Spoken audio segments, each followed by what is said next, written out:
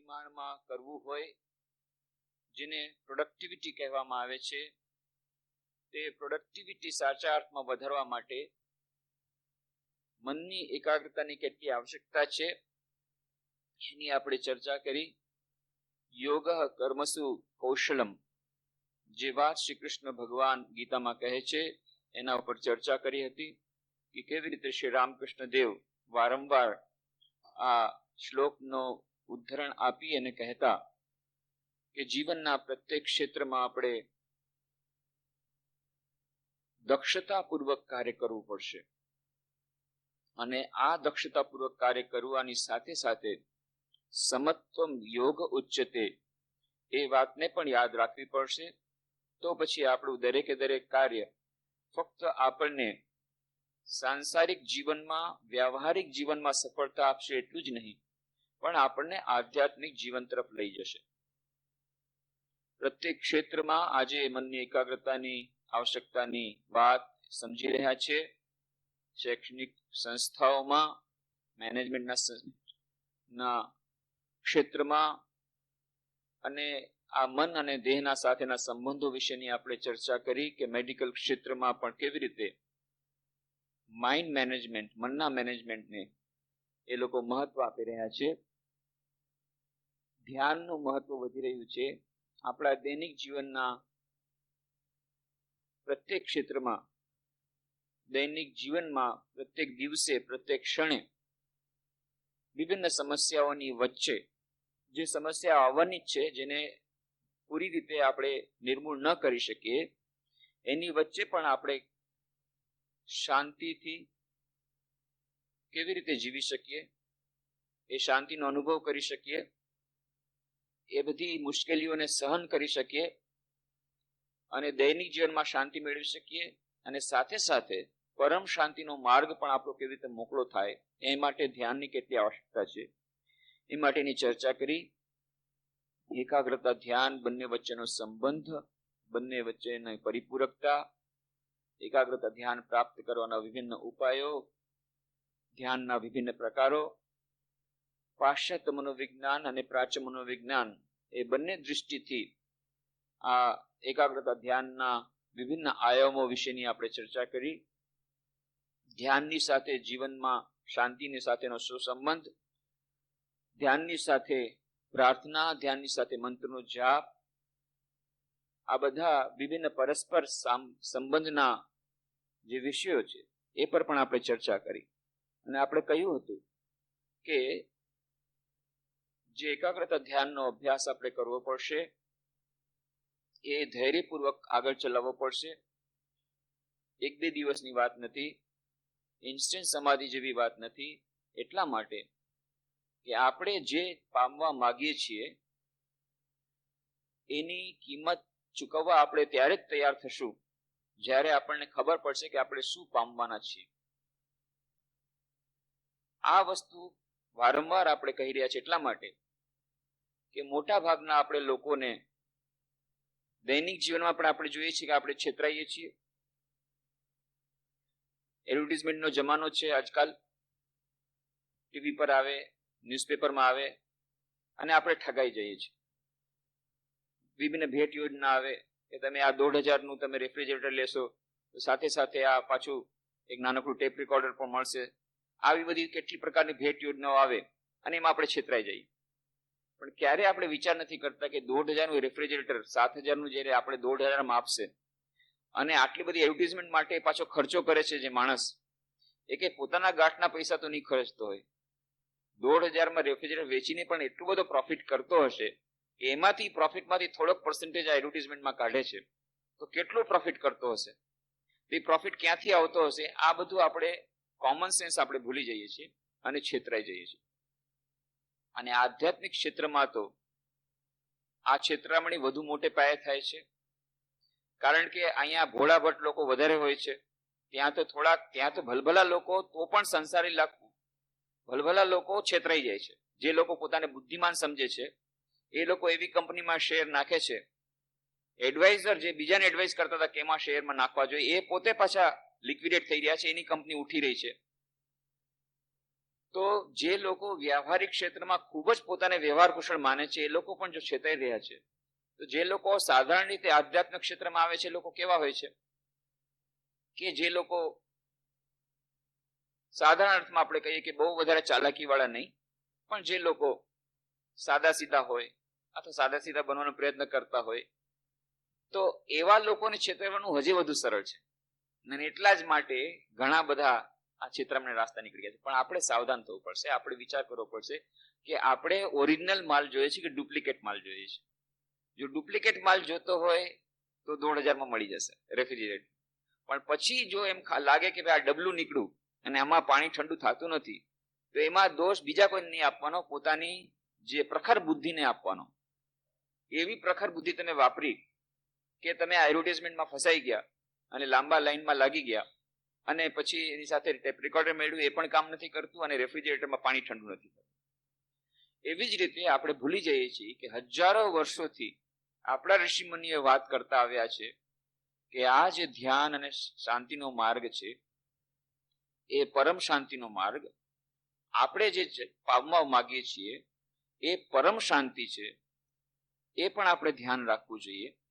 કોઈને પણ થોડોક તાવ આવી ગયો તો તમે પેરાસિટામોલ આપી દો, એક ટેબ્લેટ કેલ્પોલ આપી દો, તાવ ઉતરી જશે. પણ એનાથી એનો રોગ દૂર થઈ ગયો એમ નહીં કહી શકાય. વળી પાછો 2 દિવસ પછી પાછો તાવ આવશે, વળી પાછો તમે કેલ્પોલ આપ્યું, તાવ ઉતરી ગયો. પણ એનું જ્યાં સુધી ડાયગ્નોસિસ નહીં થાય, તમારે ઊંડા ઉતરવું જોશે કે આ કેમ તાવ આવે છે, તાવ શું કરવા આવવો જોઈએ. સાધારણ રીતે તાવ ન આવવો જોઈએ, આવ્યો શું કરવા. અને જો ડાયગ્નોસિસ કરીને કહેશો કે ના, એને મલેરિયલ પેરાસાઇટનો એમપી નો ટેસ્ટ કરાવ્યો, એમપી બ્લડ ટેસ્ટ કરાવ્યું અને એમાં લાગ્યું કે મેલેરિયલ પેરાસાઇટ છે, અને પછી ક્લોરોક્વિનનો ડોઝ આપો, અથવા જો બહુ વધારે હોય તો ક્લોરોક્વિનનું ઇન્જેક્શન આપો, અને એ જે 5 દિવસનો ડોઝ આપી પછી એના પછીનો જે તાવ જશે એ ત્યારે સમજવાનું હવે તમે ખરેખર સારી રીતે તમે સ્વસ્થ થયા. આ 2 પ્રકારની સ્વસ્થતામાં અંતર છે. એક પેરાસિટામોલની એક ટેબ્લેટ, મને ખબર નથી આજકાલ શું રેટ છે, 1-2 રૂપિયામાં જે આવ્યું, એક ટેબ્લેટ ખાઈ લ્યો, તાવ ઉતરી ગયો. તમને લાગ્યું વાહ, કેટલા ગાંડા લોકો છે, ક્લોરોક્વિનનું ઇન્જેક્શન લેવા જાય અને કેટલા બધા ડોક્ટરની પાસે ધૂળ ધુમાડો કરે, ડોક્ટરને પૈસા આપે અને પછી બ્લડ ટેસ્ટ કરાવે. કેવા મૂર્ખા છે. આ જો હું કેટલો બુદ્ધિમાન, 1 રૂપિયામાં મેં મારું તાવ ઉતારી નહીં. પણ એ બુદ્ધિમાની ક્યારેક ક્યારેક વધુ નુકસાનદાયક નીવડી શકે. કારણ કે આવી રીતે 3-4 વાર ટેબ્લેટ લીધી, 8-10 દિવસ ચાલ્યું અને પાછળથી ખબર પડી કે પાછો તાવ આવે છે, પાછો તાવ આવે છે, અને છેક 15 દિવસ પછી જ્યારે હવે ન રહેવાનું ત્યારે થોડીક બુદ્ધિ આવી અને ડોક્ટરને બતાવ્યું કે અરે તમે તો બહુ મોડા આવ્યા, આ તો મલેરિયા છે, ટેસ્ટિંગ થયું, અને પછી જે 3 ઇન્જેક્શનમાં થતું એ 15 ઇન્જેક્શનમાં, અને 15 દિવસનો ખાટલો અને એટલા દિવસની છુટ્ટી અને એટલા દિવસનો એના પછી જે નિર્બળતા આવે એના માટે એટલા થઈને પછી એને એ નિર્બળતાને દૂર કરવા માટે એટલી બધી વિટામિનની ટેબ્લેટ અને એના માટે ન્યુટ્રિશન ડાયટ, આ બધો તમે ખર્ચો કરો તો શરૂઆતમાં બુદ્ધિમાની વાપરી અને ડાયગ્નોસિસ બરાબર કરી અને થોડોક લાંબો ડોઝ લેવા માટે જો આપણે તૈયાર થયા હોત તો 5 દિવસમાં નીપટી જાત. આ 1 મહિનો તમે ખેંચ્યું. શા માટે? સો કોલ્ડ બુદ્ધિમાની, આપણી એક્સ્ટ્રા ઇન્ટેલિજન્સ વાપરી અને જલ્દીથી બધું દૂર કરવા ગયા કે જલ્દીથી હું દૂર કરી નાખું, ચીપલી, સરળતાથી, સસ્તામાં નીપટી જવું છે. ચાલો એક કેલ્પોલમાં ખતમ થઈ જાય તો બસ પતી ગયું, તો આપણે વધે ખર્ચો નથી કરવો. પણ ક્યારેક ક્યારેક એ વધુ નુકસાનકારક નીવડે. 50 રૂપિયાના ખર્ચાને બદલે 1000 નો ખર્ચો થયો, 5 દિવસના ખાટલાને બદલે 20 દિવસના ખાટલો. એટલું જ નહીં, ક્યારેક ક્યારેક ખતરનાક પણ નીવડી શકે. અને આ જ વાત ધ્યાનમાં રાખવી છે કે બહુ વધારે આપણે સસ્તામાં પાછળ પડવા જઈએ છીએ અથવા બહુ વધારે બુદ્ધિ વાપરીએ છીએ, શોર્ટકટ કરવા જઈએ છીએ, ધૈર્ય ગુમાવી બેસીએ છીએ, ખાસ કરીને એકાગ્રતા ધ્યાનના અભ્યાસમાં, આધ્યાત્મિક સાધનામાં.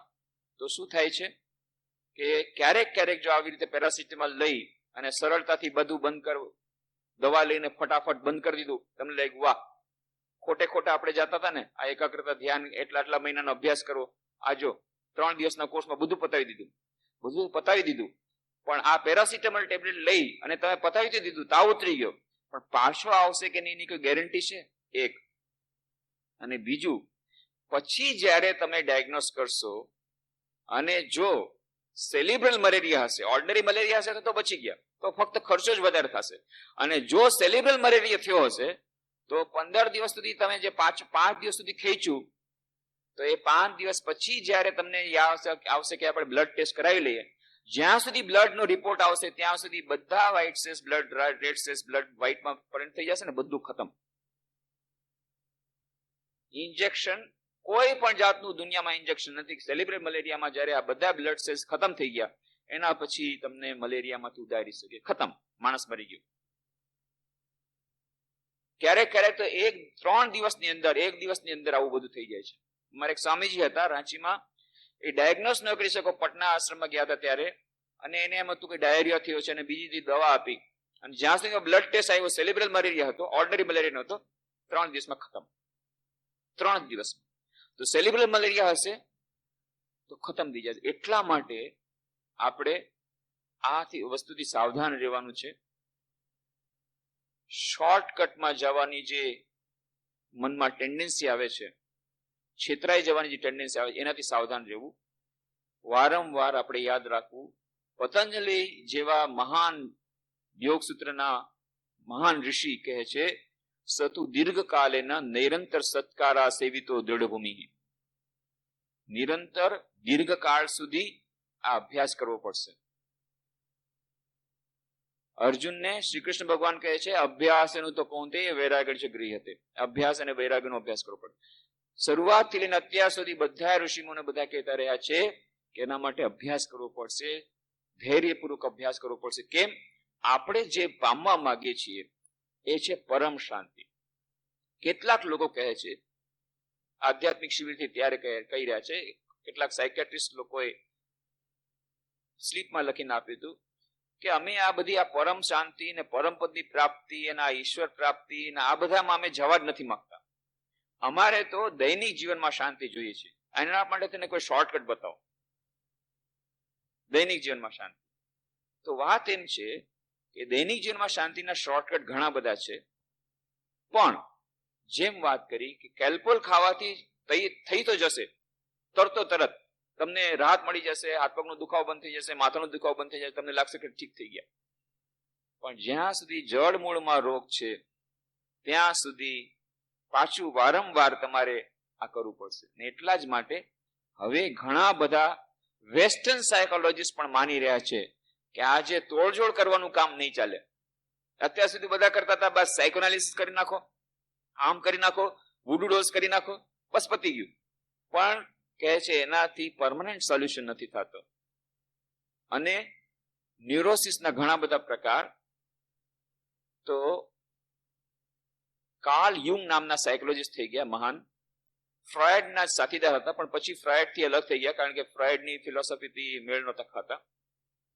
અને ઇન્ડિયન સાયકોલોજીને ઘણું બધું એમણે અપનાવ્યું, બધું ન અપનાવ્યું. અને એમણે કહ્યું 1/3 of my cases, 1/3 of my mental patients are not suffering from any clearly definable neurosis. They are suffering from the sense of emptiness of their lives. ત્રીજા ભાગના જે પેશન્ટ માનસિક રોગીઓની પાસે આવતા તેમાંથી 1/3 ત્રીજા ભાગના રોગી એવા છે કે જેમાંથી કોઈ પ્રકારનું ન્યુરોસિસ, અમે કેટલા બધા પ્રશ્ન એનાલિસિસ કર્યું, કેવું ક્લિયરલી ડિફાઇનેબલ ન્યુરોસિસ નથી મળતું. એને ન્યુરોસિસ છે, રોગ છે, માનસિક રોગથી પીડાય છે, પણ એનું ક્લિયરલી ડિફાઇનેબલ ન્યુરોસિસ નથી. તો એમાં ખબર પડી કે એનું એકમાત્ર કારણ છે sense of freeness of their lives.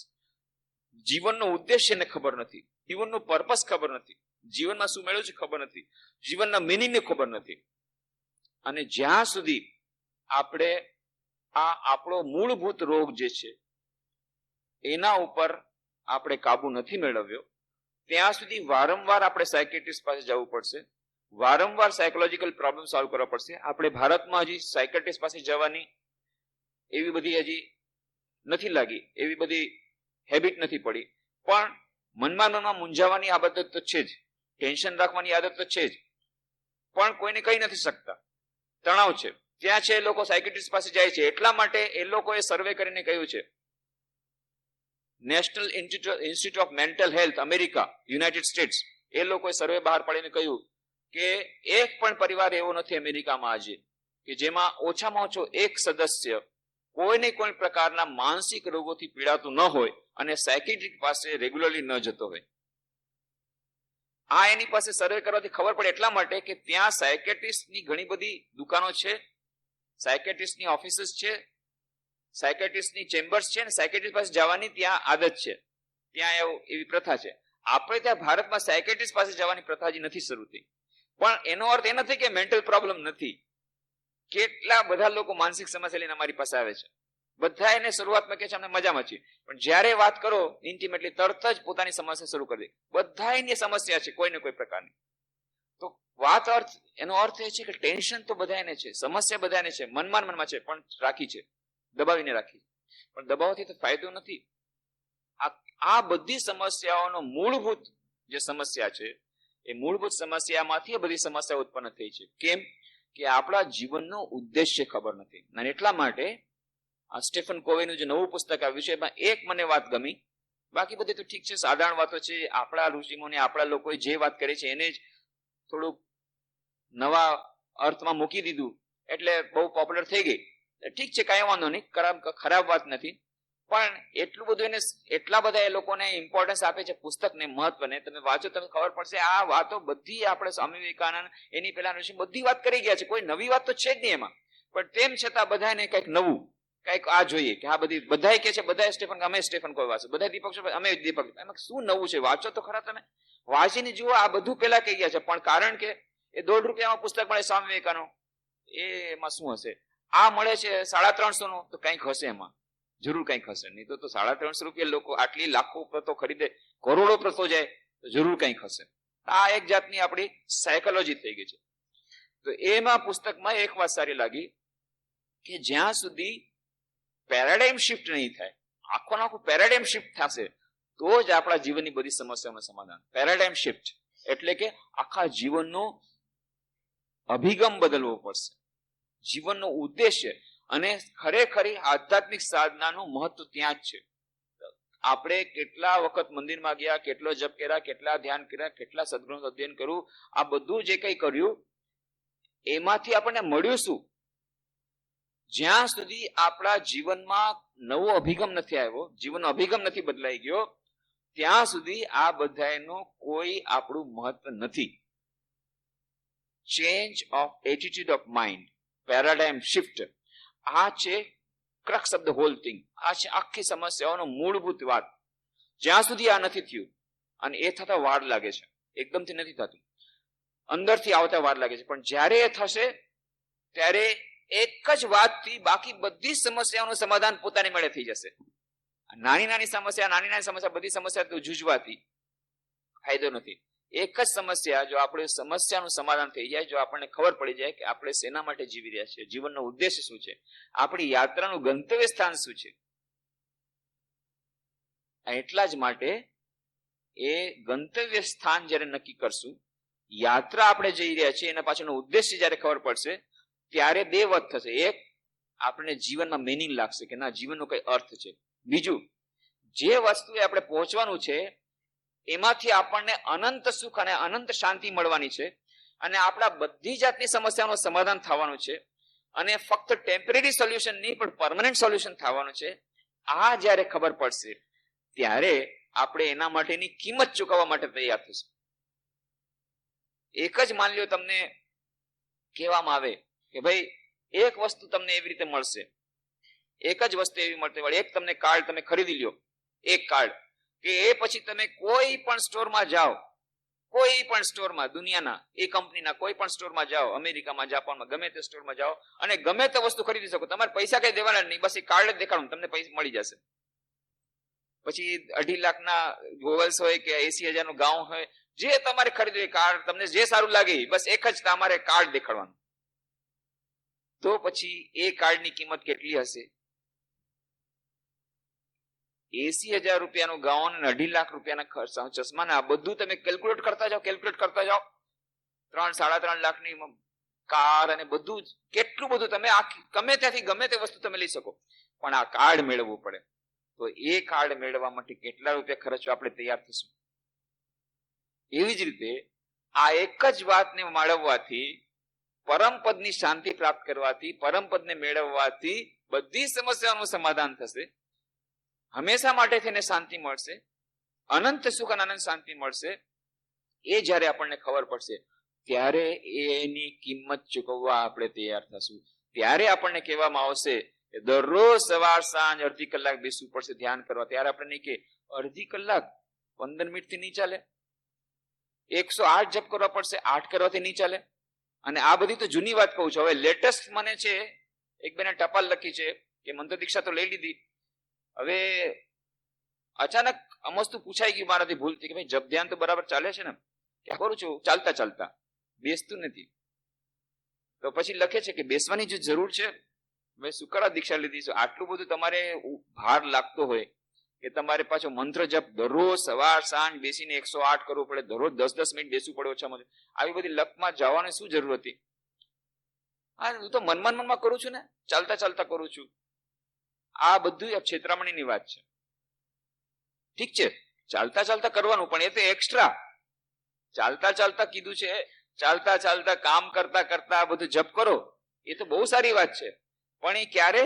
પેલા પોતાનો જે સવાર સાંજનો જે કોટો છે, અથવા તો 4 વાર ગુરુદેવ કીધું તો 4 વાર જે કરવાનું છે બેસીને તો કરવાનું જ. આ એક્સ્ટ્રા આપણે એક્સ્ટ્રા વાળું ઉપરનું કરી દે છે, એ પણ પોતાની રીતે. હવે એમાં કેટલું થતું ખબર નથી. અને મુખ્ય વાત છોડી દીધું. એ તો એટલા માટે, એ શું કરવા? એટલા માટે કે આપણને ખબર નથી કે આ જપ ધ્યાન કરવાથી આપણી બધી સમસ્યાઓનું સમાધાન થવાનું છે. આપણી મેન્ટલ હેલ્થ એટલી સારી થઈ જશે કે આવતીકાલે કોઈ પણ જાતની માનસિક સમસ્યા સાથે ઝઝૂમવાની આપણામાં શક્તિ આવી જશે. આજે આપણી માનસિક રીતે આપણે બધા રોગી છીએ, મોટા ભાગના લોકો. એ રોગનું નામ જ્યારે દઈશ ત્યારે તમને ખબર પડશે, હા, મોટા ભાગના લોકો આપણે રોગી છીએ. એક રોગનું નામ આપ્યું છે, ટાઈમ મેગેઝિનમાં એને આપ્યું, હેડોનિસ્ટિક પેરાડોક્સ. આ એક જાતનો રોગ. અને બીજો જાતનો રોગ છે નુજીન ન્યુરોસિસ. કેટલા બધા જાતના રોગ. આ નુજીન ન્યુરોસિસ બધાને લાગ્યું છે. નુજીન ન્યુરોસિસ શું કે છે? ન્યુજીન ન્યુરોસિસ કે છે કે જેટલી વસ્તુ આપણને મળે એમાંથી આપણને સંતોષ ન થાય, વધારે ને વધારે વસ્તુ જોઈએ. હિડોનિસ્ટિક પેરાડોક્સ શું કે છે? જેટલી આ વસ્તુ માટે આપણે બહાર ને બહાર જઈએ, જેટલી વસ્તુ આપણે મેળવીએ, હજી બીજી વસ્તુ મેળવવાનો આપણને ઈચ્છા થાય. અને ન્યુજીન ન્યુરોસિસ કે છે કે આવી રીતે જે વસ્તુ પાછા આપણે જઈએ છીએ એ વસ્તુમાંથી આપણને શાંતિ મળતી નથી, પણ આપણને એમ લાગે છે કે આનામાંથી શાંતિ મળશે, એટલે વધારે વધારે એમાં ખૂબતા જાય છે. કન્ઝ્યુમરિઝમ જુઓ, બધાને એમ જ લાગે છે કે બસ મકાન થઈ ગયું એટલે બસ મારી બધી સમસ્યાનું સમાધાન થઈ જશે. બસ નવું મકાન બનાવ્યું, અત્યાર સુધી બધા ક્લર્કની કોલોનીમાં હતું, હવે નવું મકાન બનાવ્યું ઇન્ડસ્ટ્રીઝની કોલોનીમાં. અહીંયા જેટલી કોલોનીમાં બધાના મકાન પાસે સાયકલ હતી, કોઈ પાસે સ્કૂટર હતું. ત્યારે એમ લાગતું હતું કે બસ એક સ્કૂટર થઈ જાય તો બહુ સારું. અને જ્યારે સ્કૂટર આવ્યું ત્યારે લાગ્યું હા આપણે હવે બીજા કરતા વધારે શ્રેષ્ઠ છીએ. ખૂબ આનંદ થતો હતો. પણ પછી મનમાં આવ્યું ના, એક મકાન સરસ બનાવવું જોઈએ, આલિશાન બંગલો બનાવવો જોઈએ. એટલે લોન લીધી, બીજા બધા કીધું, બધાને બતાવવા માટે થઈ નવો ફ્લેટ લીધો. કેવા એરિયામાં? પોશ એરિયામાં. અને એમ લાગ્યું કે બસ મકાન બની જશે, બસ પછી બધી સમસ્યા સમાધાન, ખૂબ આનંદ કરશું, એટલી મનમાં શાંતિ મળશે, એટલો આનંદ મળશે. જેવું જોઈએ છે એવું મકાન, બરાબર જેવી જાતનો ડ્રોઈંગ રૂમ, જેવી જાતનું પૂજાનું ઓરડો, જેવી જાતના બધું એમને મેડ ટુ ઓર્ડર, સામે કરી કોન્ટ્રાક્ટ રાખી પોતાની સામે બધું ચણાવી અને 8 વર્ષ પછી મકાનમાં આવ્યા. હા, હવે શાંતિ મળશે. પણ જ્યાં એ કોલોનીમાં ગયા ત્યાં ખબર પડી એ તો બધા એ પોશ એરિયા છે, બધા ઇન્ડસ્ટ્રીઝ, બધાના પોર્ચમાં એક ગાડી, કોઈના પોર્ચમાં 2 ગાડી, અને અહીંયા તમારી પાસે સ્કૂટર. મન દુખી થઈ ગયું. શું કર્યું આપણે? જીવન ઝેર છે જો ગાડી ન હોય તો. અને જ્યારે પત્ની દરરોજ કે તમે કાંઈ ન કર્યું, તમે સાવ ન મલાઈ રહ્યા, કેટલા દિવસ સુધી સાંભળે? ચાલો આપણે ઉપરની મલાઈ લેવાનું શરૂ કરી. અને પછી જ્યારથી મલાઈ લેવાનું શરૂ કર્યું ત્યારે મનની અશાંતિને કોઈ રોકી શકે એમ નથી. કોઈ રોકી શકે એમ નથી. આ કર્મનો સિદ્ધાંત છે કે ઉપરનો પૈસો આવ્યો તો ઉપરના માળમાં અશાંતિ. એકદમ ઇક્વેશન તૈયાર રાખવાનું. પૈસો આવશે, ગાડી આવશે, મોટર ગાડી આવશે, પ્રતિષ્ઠા પણ આવશે, કારણ કે આ લોકો હવે પ્રતિષ્ઠામાં માને છે. એ લોકોને કે છે, અમે સાંભળ્યું છે કે જયારે વ્યવહાર પણ કરે, છોકરા છોકરીને લેવન દેવડ વિવાહ નક્કી થવાનો હોય તો એ પૂછે નહીં કે ભાઈ છોકરો કેટલું કમાય છે, ઉપરનું કેટલું. ઓલું તો 8-10 હજાર માઇન્ડ સેલેરી હશે, ઉપરના કેટલા આવે છે એ જ પૂછે છે ડાયરેક્ટ. સેકન્ડ 2 નંબરનું કેટલું, તો એના ઉપર જ કઈ મળે. આ તો સેલેરી હવે જે સમજીએ હવે ગવર્મેન્ટ કેટલી સેલેરી મળતી હશે, તો ઉપરનું કેટલું. આ બધી આખું કન્ઝ્યુમરિઝમ. પણ આ કન્ઝ્યુમરિઝમને કારણે ન્યુજીન ન્યુરોસિસ નામનો રોગ લાગુ પડી ગયો છે, એ આપણે સમજી ગયા. પણ કેમ? મુખ્ય વાત છે કે આપણે ભૂલી ગયા છીએ આપણા જીવનનો ઉદ્દેશ્ય. આપણે ક્યાં જવાનું છે, ક્યાં જઈ રહ્યા છીએ, આ બધામાંથી આપણને શું જીવનની બધી જાતની કૃતકૃત્યતા મળશે? મરતી વખતે આપણે શાંતિથી મળી શકશું? એક બેન પરમ દિવસે આવ્યા હતા કે બાસ મારું જીવન ઝેર થઈ ગયું છે, મારે જીવનમાં અશાંતિ. શું કરવા? કે હું કેટલા દિવસથી કહું છું, મહિના થઈ ગયા, વર્ષો થઈ ગયા મારા હસબન્ડને કે તમે એક મકાન બનાવો, પણ બનાવતા નથી, એટલા માટે તેને મારું જીવન ઝેર છે. બસ એક જ મનમાં પડી ગયું છે, જ્યાં સુધી મકાન નહીં બને ત્યાં સુધી અશાંતિ છે. મકાન તો અત્યારે મકાન નથી, છે પોતાનું છે, હા પોતાનું છે, ભાડાનું નથી, પણ તોય હજી એક નવું મકાન બનાવવું છે. એના માટે એના હસબન્ડને હેરાન કરવા છે. અને પછી એ મકાન જયારે લેશે ગમે તેમ કરીને હસબન્ડ, અને એ મકાન મેળવતા મેળવતા હસબન્ડની તબિયત ખરાબ થશે, એ ખલાસ થઈ જશે, એના પછી પાછા રડતા રડતા આવશે, હસબન્ડ નથી, મકાન છે પણ હસબન્ડ નથી, પછી પાછી અશાંતિ. પણ સમજતા નથી કે આ જીવનનો ઉદ્દેશ્ય મકાને નથી અને બીજા જાતના નથી, પણ મુખ્ય ઉદ્દેશ શું છે કે મરતી વખતે મકાન સાથે નહીં જાય, મરતી વખતે કોઈ પણ વસ્તુ નહીં જાય સાથે. આ આપણે ભૂલી જાય. કેમ? કારણ કે અત્યારે આપણે સૂતા છીએ, નિદ્રાધીન છીએ. અને એટલા જ માટે ઉત્તિષ્ઠતે જાગ્રતનો મંત્ર કઠોપનિષદમાં આપે છે. ઉત્તિષ્ઠતે જાગ્રત, ઉઠો જાગો. અને એ જ મંત્ર સ્વામી વિવેકાનંદે વારંવાર આપ્યો કે આપણે સૂતા છીએ, કે શું જવું છે, ક્યાં આ રથ ક્યાં જઈ રહ્યો છે એ આપણે ભૂલી ગયા છે. રથયાત્રા છે, આવતીકાલે રથયાત્રા છે, એટલે અહીંયા પણ આશ્રમમાં પણ થશે, જેમ પાછલે વર્ષે થયું, સાંજના 4 વાગે રથયાત્રા થશે. નાનકડો રથ અમારા કરશું તો પણ રથયાત્રા મુખ્ય થાય છે અમદાવાદમાં થશે, બીજી ઘણી બધી જગ્યાએ થશે. શ્રી રામકૃષ્ણ એવું રથયાત્રામાં જોડાતા, બલરામ બાબુના મકાનમાં કલકત્તામાં રથયાત્રામાં જોડાતા, રામકૃષ્ણ કથામૃતમાં વર્ણન આવશે. મુખ્ય રથયાત્રા છે જગન્નાથપુરીમાં. એ જગન્નાથપુરીમાં જગન્નાથ, બલરામ અને સુભદ્રા આ 3ની મૂર્તિઓ છે. એ લાકડાની મૂર્તિ. બાકી બધી જગ્યાએ આ એની વિશેષતા છે જગન્નાથપુરીની કે આ લાકડાની મૂર્તિઓ છે. એની બધી વાર્તાઓ પણ બહુ સાંભળી હશે, એની પાછળની જે બેકગ્રાઉન્ડ સ્ટોરી, કે આવી રીતે લાકડાનું જયારે બનાવતો હતો ત્યારે અડધી જે બનાવી હતી અને એ રાજાને કહીને રાખ્યું હતું કે તમે વચમાં નહીં ખોલતા, પણ એ ખોલી દીધું. એટલે પછી એના પછી જે પોતે જ ભગવાન બનાવી રહ્યા હતા એ પછી બંધ કરી દીધું. અને એટલે એ જે મૂર્તિઓ છે એ ફિનિશ્ડ નથી, અડધી બનેલી છે. પણ એ અડધી બનેલીમાં પણ કોઈ કે છે પહેલા બૌદ્ધ મંદિર હતું, પણ જે પણ હોય ત્યાં જગન્નાથપુરીમાં આવતીકાલે લાખો લોકો જોશે, લાખો લોકો. અને એ પ્રથા છે, એક જ એવું મંદિર છે, નહીં તો બધી જગ્યાએ વિગ્રહ અલગ હોય, વિગ્રહ અલગ હોય. જે મુખ્ય વિગ્રહ એને અંદર ન લઈ, એ લગ્ન જાય, ઉત્સવ વિગ્રહ અલગ હોય. એ ઉત્સવ વિગ્રહોને વર્ષમાં એક વાર બધી જગ્યાએ ફેરવે, બધા મંદિરોમાં હોય.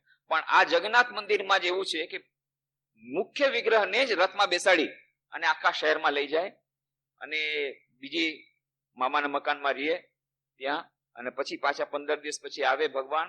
અને એ રથને ખેંચતા પહેલા એ ત્યાં રાજા, ત્યારના જે રાજા, ત્યારથી આટલા 800 લગભગ 1200 વર્ષ પહેલાની વાત છે, ત્યારથી આ પ્રથા ચાલે છે કે ત્યાંનો જે રાજા હોય, પુરીનો જે રાજા, હવે તો રાજા નામ માત્ર છે, પણ તો એ રાજાના જે વંશજ હોય એ પેલા રથને સાફ કરે ઝાડુથી પોતે, અને પોતે પેલા ખેંચે, અને પછી જેટલા બધા ભક્તો અને પૂજા અને બધા લોકો બધા રથ ખેંચે. અને એમ કે છે કે જે રથ ખેંચવા પામે એનો ઉદ્ધાર થઈ ગયો. એટલા માટે રથ ખેંચવા માટે તેને પડાપડી થાય, મોટા મોટા ચક્કા, કેટલા લોકો એની અંદર આવી સ્ટેમ્પેડ થઈ જાય. પણ ના, લાખો લોકો એ રથની રસ્સી ખેંચવા માટે એ આતુર હોય. માં શારદા દેવી જયારે ગયા હતા, રામકૃષ્ણ દેવી તો જગન્નાથના દર્શન નતા કર્યા, કારણ કે રામકૃષ્ણદેવ કહેતા હતા કે જગન્નાથનું સ્વરૂપ એ મારું પોતાનું સ્વરૂપ છે, અને જો હું ત્યાં દર્શન કરવા જઈશ તો આ દેહનો વિલય થઈ જશે. આમ કહેતા આપણને આ બધી સમજમાં આવે એવી વાત છે. રામકૃષ્ણદેવ કહેતા હતા કે આ વિગ્રહ, આ જે સ્વરૂપ અને જગન્નાથ સ્વરૂપ એક છે, એટલે જગન્નાથમાં મંદિરમાં દર્શન કરીશ આ દેહનો વિલય થઈ જશે, એટલે ગયા નહીં. એટલે મા શારદા દેવી, કારણ કે રામકૃષ્ણદેવ નહોતા ગયા, મા શારદા દેવી ત્યાં તીર્થયાત્રામાં ગયા જગન્નાથપુરીમાં. બલરામ બસુનું ત્યાં મકાન હતું, ત્યાં રહ્યા, અને રામકૃષ્ણનો ફોટો લઈ ગયા, અને એ ફોટો એમણે જગન્નાથપુરીના મંદિર જગન્નાથ દેવને બતાવ્યો, અને આવી રીતે રામકૃષ્ણદેવના દર્શન કરાવ્યા. અને મા શારદા દેવી જયારે જોયું આ રથયાત્રા, લાખો લોકો, માના આંખમાંથી આંસુના, હર્ષના આંસુ નીકળી ગયા. હા, કેમ કહેવાય છે કે જે લોકો રથમાં બેસેલા, જે આ વામન, એના દર્શન કરે, મધ્ય એ કહે છે રથે તું વામનમ દૃષ્ટવા પુનર્જન્મ વિદ્યતે. એ રથમાં બેઠેલા વામનની, જે ઈશ્વરની, એ જે ભગવાનનું દર્શન કરી લે એને પછી પુનર્જન્મ ન થાય. એટલે મા શારદા, અચ્છા આટલા બધા લાખો લોકો આવ્યા, એ લોકોએ દર્શન કર્યા, આટલા લોકોને મુક્તિ મળી જશે, ખૂબ આનંદ થયો. પછી ધ્યાન કરતા તેમણે ખબર પડી, ના ના ના, આટલા બધાની મુક્તિ નહીં થાય. કારણ કે જેટલા લોકો આવ્યા હતા બધા મુક્તિની ઈચ્છાથી નહોતા આવ્યા, બધા પોતપોતાની માનતા લઈને આવ્યા હતા. કોઈને દીકરો જોઈએ છે, કોઈને દીકરી જોઈએ છે, કોઈને મોટર ગાડી જોઈએ છે, કોઈને બીજી જોઈએ છે. આ પછી માને ખબર પડી એટલું બધું સરળ નથી. જેને મુક્તિ જોશે એને મુક્તિ મળશે, પણ જેને જે જોશે એ મળશે. ઠીક છે, બધા એને કઈ મુક્તિ નહીં મળે. જ્યાં સુધી મનમાં ઈચ્છા છે ત્યાં સુધી મુક્તિ નહીં મળે. મુક્તિ તો કોને મળે કે જેની ઈચ્છા, એ તો બહુ આગળની વાત છે. પણ જે હોય તે, મા શારદા દેવી આવી રીતે લાખો લોકોને જોઈ અને બહુ જ પ્રભાવિત થઈ ગયા હતા. એ રથયાત્રા ચાલે છે, પણ એ રથયાત્રા પાછળનું મહત્વ શું છે? બધી જગ્યાએ રથયાત્રા, પણ આ જગન્નાથની રથયાત્રા બહુ જે ફેમસ છે. તો રથયાત્રાની આ જે પરંપરા છે, એની આપણે આપણી રીતે એનો મહત્વ સમજવું જોઈએ, કે આપણે આપણી રથયાત્રા વિશે જોઈએ. તો આ કોણ છે? તો કહે છે રથે તું વામનં દૃષ્ટવા પુનર્જન્મ વિદ્યતે. આ વામન કોણ? તો કઠોપનિષદમાં શ્લોક છે, મધ્યે વામન આસીનમ વિશ્વતે વિશ્વે દેવા ઉપાસતે. મધ્યે વામન આસીનમ વિશ્વે દેવા ઉપાસતે. હૃદયના મધ્યમાં વામન છે. આપણા દરેકના હૃદયના મધ્યમાં વામન છે. પેલા જે જગન્નાથજીના રથના વામન બેઠા છે, ઈશ્વર બેઠા છે, જગન્નાથ દેવ છે, એના દર્શન કરો, ઠીક છે. પણ અસલ જગન્નાથ દેવ ક્યાં બેઠા છે? અસલ વામન ક્યાં બેઠા છે? આપણા દરેકના હૃદયમાં. सबके मकान दिल का मकीन कौन सा दिल है जिसमें नहीं तू, हर एक दिल में तू ही समाया जो कुछ है तू ही. પ્રત્યેક મનુષ્યના હૃદયમાં, મકાનમાં એ વામન બેઠેલા છે. એના દર્શન કરવાથી બધી સમસ્યાઓનું સમાધાન થશે, પરમ પદની પ્રાપ્તિ થશે, પરમ શાંતિની પ્રાપ્તિ થશે. અને બીજું કયું ઉપનિષદમાં જ, એ જ કઠોપનિષદમાં, અંગુષ્ઠ માત્ર પુરુષો મધ્ય આત્મની તિષ્ઠતિ. એ આત્મા જે રહેલો છે હૃદયમાં, એ કેવો છે? અંગુષ્ઠ માત્ર, અંગૂઠાના આકારનો છે. એ નાનકડો વામન, એ જે આત્મા દરેક મનુષ્યના હૃદયમાં રહેલો છે, જ્યાં સુધી એ હૃદયમાં રહેલા વામનનું દર્શન નહીં થાય ત્યાં સુધી આપણી બધી સમસ્યાઓનું સમાધાન નહીં થાય. આ જયારે મનમાં આવશે ત્યારે જ આપણે આ કિંમત ચૂકવવા માટે તૈયાર હશું. ત્યારે આપણને જ ખબર પડશે કે આપણા જીવનનું મહત્વ શું છે. એટલા માટે બહુ સુંદર ઉપમા આપી. આત્માનમ રથિનમ વિદ્ધિ શરીરમ રથમેવ તુ બુદ્ધિમ તુ સારથિમ વિદ્ધિ મનઃ પ્રગ્રહમેવ ચ ઇન્દ્રિયાણિ હયાનાહુ વિષયાંસ્તેષુ ગોચરમ આત્મેન્દ્રિય મનોયુક્તમ ભોક્તે ત્યાહુર મન. કઠોપનિષદમાં બહુ સુંદર ઉપમા આપી કે આ આખી જે છે આપણી રથયાત્રા છે. બધાની, દરેકે દરેક મનુષ્ય આ રથયાત્રા કરવાની છે. અને આ રથયાત્રા કેવી છે? મધ્ય વામન આસિત. આ જે આપણા હૃદયની અંદર જે ઈશ્વર છે, એ ઈશ્વરના દર્શન કરવાના છે. તદ વિષ્ણુ પરમમ પદમ, એ વિષ્ણુના દર્શન કરવાના છે. અને એ જયારે યાત્રા છે તેમાં શું શું છે? આત્માનમ રથિનમ વિદ્ધિ. આત્મા કોણ છે? જીવાત્મા, એ આ રથમાં બેઠેલો માણસ. આત્માનમ રથિનમ વિદ્ધિ. શરીરમ રથમેવ તુ. અને આ શરીર શું છે? આ શરીર રથ છે. કલ્પના જુઓ, રથ એ શરીર છે, અને અંદર રથની અંદર કોણ બેઠો છે? આપણો જીવાત્મા, આપણે પોતે બેઠા છીએ. બુદ્ધિમ તુ સારથિમ વિદ્ધિ. અને સારથી રૂપમાં કોણ છે? બુદ્ધિ, આપણી બુદ્ધિ, ઇન્ટેલેક્ટ. એ બુદ્ધિ તું સાર્થે વિદ્ધિ મન પ્રગ્રમેવ ચ. અને સાર્થીએ શું કર્યું છે? લગામ પકડીને રાખી છે. એ લગામ શું છે? એ મન, એ જ લગામ છે. મન પ્રગ્રમેવ ચ. ઇન્દ્રિયાણી હયાનાહુર. હયાન ઘોડા. આ ઇન્દ્રિયો શું છે? ઇન્દ્રિયો ઘોડા છે. ખૂબ તેજ ઘોડા છે, તેજવાન ઘોડા છે, જોરદાર ઘોડા છે. એ ઘોડા દોડી રહ્યા છે. ક્યાં દોડી રહ્યા છે? વિષયાંશ તેષુ ગોચરાન. વિષયો તરફ દોડી રહ્યા છે. આંખનો વિષય છે જે દૃશ્યો જોવાના, કાનનો વિષય છે સાંભળવાની બધી વસ્તુ. આ એના માટેનો પથ છે. એ પથ પર બધી આપણી ઇન્દ્રિયો દોડી રહી છે. આત્મેન્દ્રિય મનોયુક્તમ ભોક્તે ત્યાહુર મનીષણ. મનીષણ શું કે છે? મનુષ્ય શું કે છે?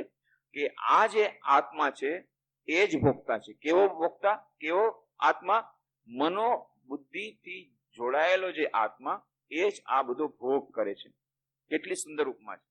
અને ત્યાર પછી બહુ સુંદર વાત કરે છે કઠોપનિષદની વાત, કે યસ્તુ અવિજ્ઞાનવાન ભવતી અયુક્તેન મનસા સદા તસ્યેન્દ્રિયાણિ અવશ્યાની દુષ્ટાશ્વા ઇવ સારથે.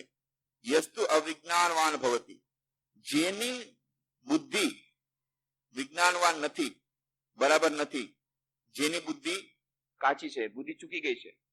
અયુક્તેન મનસા સદા. અને જેનું મન કંટ્રોલમાં નથી, જેનું મન સંયમમાં નથી. તસ્યેન્દ્રિયાણિ અવશ્યાની. એની ઇન્દ્રિયો શું કરે છે? દુષ્ટાશ્વા ઇવ સારથે. જેમ કોઈ સારથી, એ સારથીનો કોઈ કંટ્રોલ ન હોય, સારથી જો દારૂ પીધો હોય એનો કોઈ કંટ્રોલ ન હોય અને મનની આ જે લગામ છે એ લગામ એને છોડી દીધી હોય, તો શું થાય? એ ઘોડા એ તો જાય પોતાની રીતે રસ્તાની પેલી પાર, રસ્તાની જંગલમાં, અને ગમે ત્યારે ડેશ કરી નાખે અને એક્સિડન્ટ. એટલે જેતીસરાજી મહારાજ કહે છે મેડિટેશન સ્પિરિચ્યુઅલ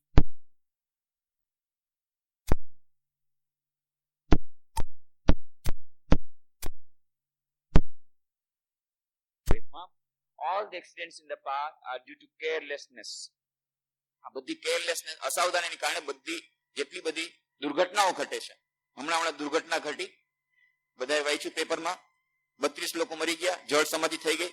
એક જ નાનકડી ભૂલ, એ લોકોએ ડ્રાઈવરને દારૂ પીવા દીધો. બસ એના પછી તમે કહો એ માનવાનો નથી.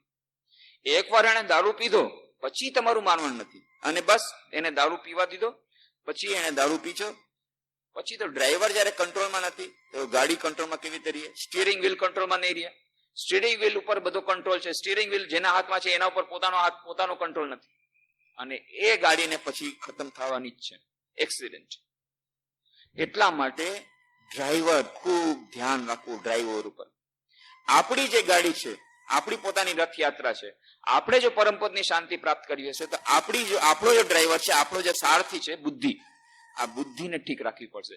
એટલા જ માટે કહું છું, જ્યાં સુધી તમે ગમે એટલા શોર્ટ ટર્મ કોશિશ કરો અને બહુ શોર્ટ તમે મેથડ અપનાવો, જ્યાં સુધી બુદ્ધિની ટ્રેનિંગ નથી થઈ, જ્યાં સુધી બુદ્ધિને દારૂ પીવડાવવાનું બંધ નથી કર્યું, જ્યાં સુધી આપણો જે સારથી એ બરાબર કંટ્રોલમાં નથી, ત્યાં સુધી એ લગામ કંટ્રોલમાં નહીં આવે. જ્યાં સુધી લગામ કંટ્રોલમાં નથી ત્યાં સુધી આ ઘોડા બધા કંટ્રોલમાં નહીં આવે. અને ઘોડા જો કંટ્રોલમાં નહીં આવે તો ગમે ત્યારે એક્સિડન્ટ થઈ શકે છે.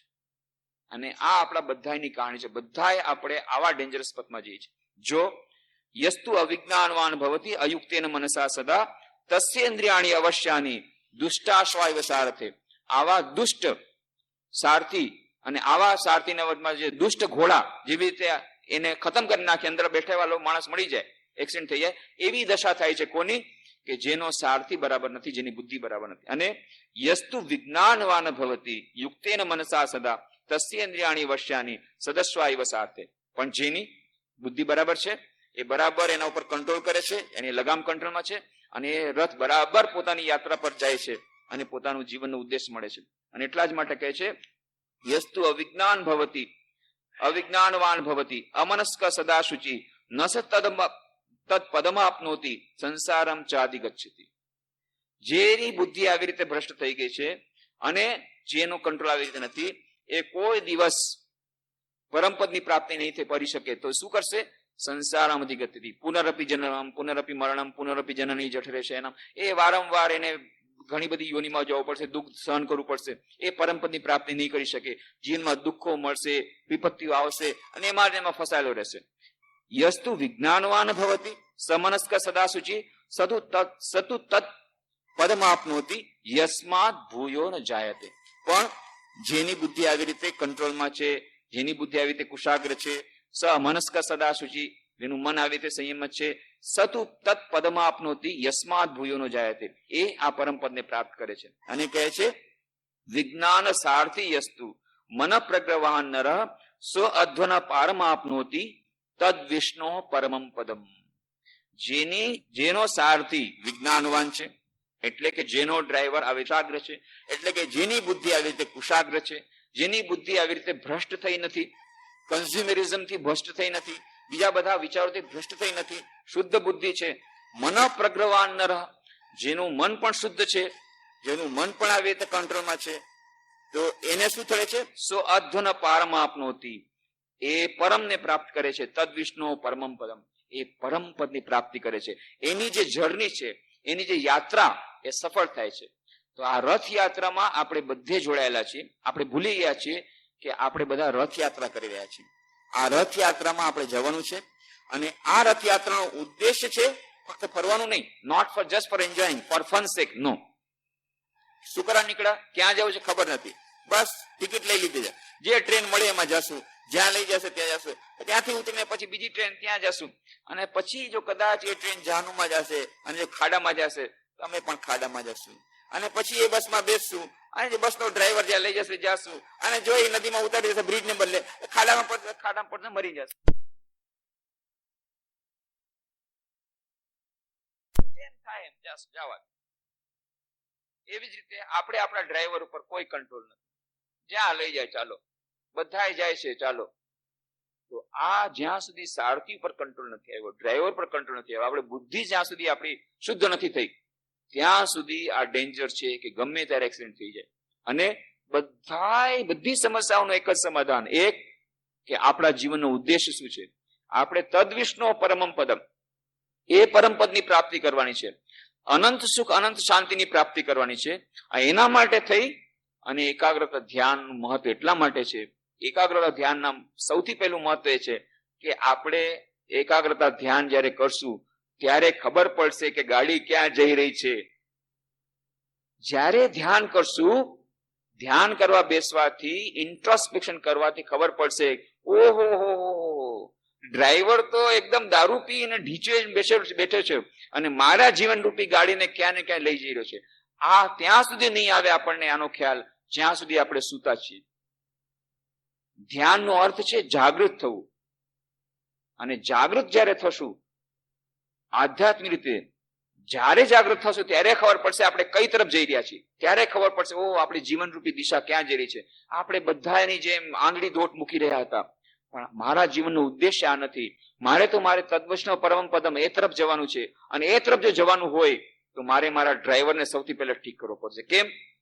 અત્યારે ઘોડાને કંટ્રોલ તમે નહીં કરી શકો, કારણ કે ઘોડા કંટ્રોલમાં છે જ નહીં. ઘોડા તો જઈ રહ્યા છે, એકદમ દોટ મૂકી રહ્યા છે જંગલ તરફ, અને પછાડવાના જ છે. લગામ ખેંચવી પડશે, પણ લગામ ખેંચશે કોણ? લગામ ખેંચે કોણ? જે લગામ ખેંચવા વાળો છે દારૂ પીને મસ્ત થઈને બેઠો છે. સૌથી પહેલા સારથીને ઠીક કરો, ડ્રાઈવરને ઠીક કરો, ડ્રાઈવરનો દારૂનો નશો ઉતારો. જો દારૂનો નશો નહીં ઉતરે તો પછી ગમે ત્યારે આ ઘોડા તમને ખતમ કરવાના છે. જયારે આવી રીતે તમે કચ્છમાં ગયા હતા ત્યારે એવી જ રીતનું થયું. હું અને એક ભક્ત હતા અને ડ્રાઈવરે પોતાનું કામ પતાવ્યું. અમે કીધું કે ભાઈ આ હોટલમાં ન જાવ, કે ના મારે આ જ હોટલમાં જવું છે. ત્યારે જ મને થોડો ડાઉટ ગયો હતો. બસ લગાવ્યો ડોઝ. જયારે ગાડી ચલાવવાનું શરૂ કર્યું શરૂઆતમાં ખબર ન પડી, પછી જયારે એને રાજકોટ જવાને બદલે ભુજથી આવી રહ્યા હતા, કંડલાનો પાછો રસ્તો લીધો ફરીને.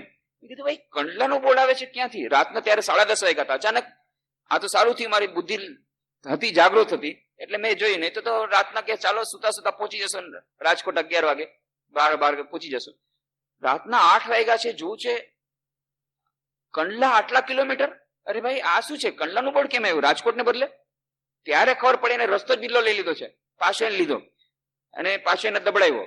પાછો એને રાજકોટનો રસ્તો લીધો, વળી બીજી વાર કીધું, ત્યારે ખબર પડી હવે તો ભાઈ, પછી એલા ભાઈને કીધું હવે આને જાગ્રત રાખવું પડશે, એટલે વચવાસમાં ટપારો પડશે. તોય પાછો જયારે મોરબી સુધી આવ્યો, મેં કીધું મોરબી નથી આવતું, મોરબી નથી આવતું, ત્યારે ખબર પડી એ મોરબીનો જે બાયપાસ માંથી જે અંદર રહેવાનો રસ્તો મોરબી લીધું જ નહીં, એ સીધો ગયો, એ તો અમદાવાદ પહોંચાડી દે. ત્યાં બીજો પેટ્રોલ પંપ હતો, કે ભાઈ પેટ્રોલ ભરતું પેલા, અને પેટ્રોલ ભરતી વખતે એને થોડોક સારો ડોઝ આપ્યો, ત્યારે માંડ રાતના 12:30 વાગે હેમખેમ પહોંચ્યા રાજકોટ. આ ડ્રાઈવરને કંટ્રોલ કરવો પડે. એવી રીતે અમરનાથની યાત્રામાં ગયા હતા, પણ એવું જ કર્યું. એ અમરનાથ જે સૌથી છેલ્લી અમારી બસ હતી, અને ડ્રાઈવરે પહેલેથી જ મોડું કરતો, ત્યારે જ અમને ખબર પડી. અને જ્યાં રસ્તામાં રામડા કરીને આવે છે જગ્યા, બસ એ કે ગામડામાં માર્કેટમાં જાવ જ નહીં, અને એવી જગ્યાએ ગાડી પાર્ક કરી એકદમ શહેરની બહાર, ત્યાં લઈ ગયું ગાડી એકદમ શહેરની બહાર, અને એમાં લખ્યું હતું, બોર્ડ લખ્યું હતું, all types of drinks available. એટલે ત્યારે જ અમે સમજી ગયા કે આ શિકાર લાવ્યો છે. એને કીધું કે તો બજારમાં ચાલ, અહીંયા અમને ખાવાનું નહીં મળે, એ બધું ફક્ત નોન વેજીટેરિયન મળશે. ન માન્યો. છેવટે સારું હતું, ભાગ્યથી અમારા રિટાયર્ડ એક મિલિટરી ઓફિસર હતા, એ રિટાયર્ડ મિલિટરી ઓફિસર એ અને બીજા બધા દાદાગીરી કરી, અને જયારે ટપાયરો સારી રીતે, અને પછી એને બજારમાં લઈ ગયા. બજારમાં પછી પોલીસ જે હતી, પોલીસને એને